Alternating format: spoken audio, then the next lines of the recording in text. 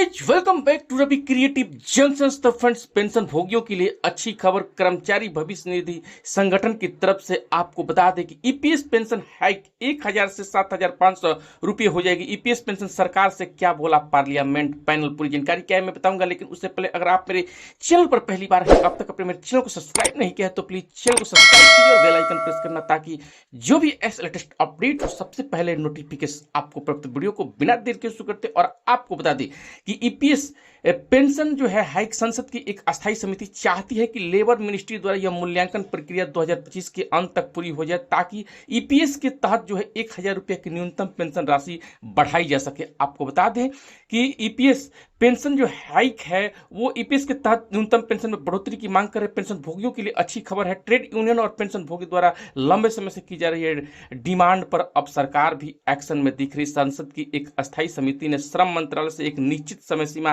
के भीतर किसी थर्ड पार्टी ईपीएस का मूल्यांकन पूरा करने के लिए कहा है। और आपको बता दें कि दरअसल काफी लंबे समय से पेंशन भोगियों की मांग है कि कर्मचारी पेंशन योजना के तहत न्यूनतम पेंशन राशि बढ़ाई जाए। कर्मचारी भविष्य निधि संगठन ईपीएफओ ने 2014 में उन ईपीएफ सदस्यों को न्यूनतम जो है आपको गारंटी पेंशन 1000 रुपये तक की, जो कि कम से कम 10 साल तक का पेंशन स्कीम योगदान करते हैं। और आपको बता दें कि पेंशन भोगियों में अब जगी है उम्मीद। रिपोर्ट के मुताबिक यह पहली बार जब सरकार किसी थर्ड पार्टी ईपीएस का मूल्यांकन करवाएगी। ईपीएस की शुरुआत आज से 3 दशक पहले हुई थी। अब इसे ईपीएस 95 के नाम से भी जाना जाता है। और भारतीय जनता पार्टी के सांसद बसवराज बोमई की अध्यक्षता वाली अस्थायी समिति चाहती है कि लेबर मिनिस्ट्री द्वारा यह मूल्यांकन प्रक्रिया 2025 के अंत तक पूरी हो जाए। इससे मद्देनजर समिति ने श्रम मंत्रालय इस मामले को तत्परता से लेने को कहा, ताकि ईपीएस के तहत जो है 1000 रुपये की न्यूनतम पेंशन राशि बढ़ाई जा सके। संसदीय समिति ने और क्या कहा आपको बता दें कि समिति ने अपनी रिपोर्ट में कहा है कि पिछले कुछ वर्षों से कास्ट ऑफ लिविंग यानी कि जीवन यापन की लागत कई गुना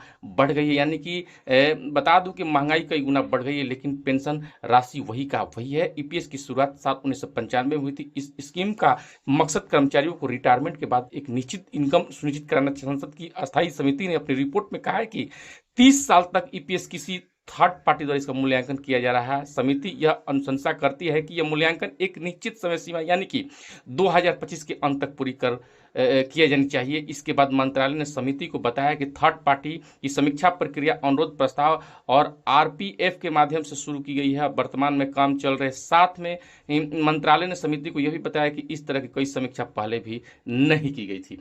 तो हम आपको बता दें कि अगर आप भी नौकरी करते हैं प्राइवेट सेक्टर में, चाहे किसी कंपनी में या किसी गैर संस्थान में, जो कि आप रिटायरमेंट के बाद आपको जो जीवन में कठिनाइयां होती हैं, तो मध्य नजर रखते हुए ईपीएस 95 ने जो है आपको बता दें कि जो काफ़ी समय से जो समिति है वो मांग कर रही है कि ताकि वृद्धावस्था में जीवन यापन करने में कठिनाइयों की ज़्यादा सामना नहीं करना पड़े। क्योंकि आज की जो है ज़माना जो है महंगाई के दौर में 1000 रुपया क्या हो सकता है। आप ही सोच के देखिए कि 1000 रुपये में किसी की जीवन यापन क्या हो सकती है।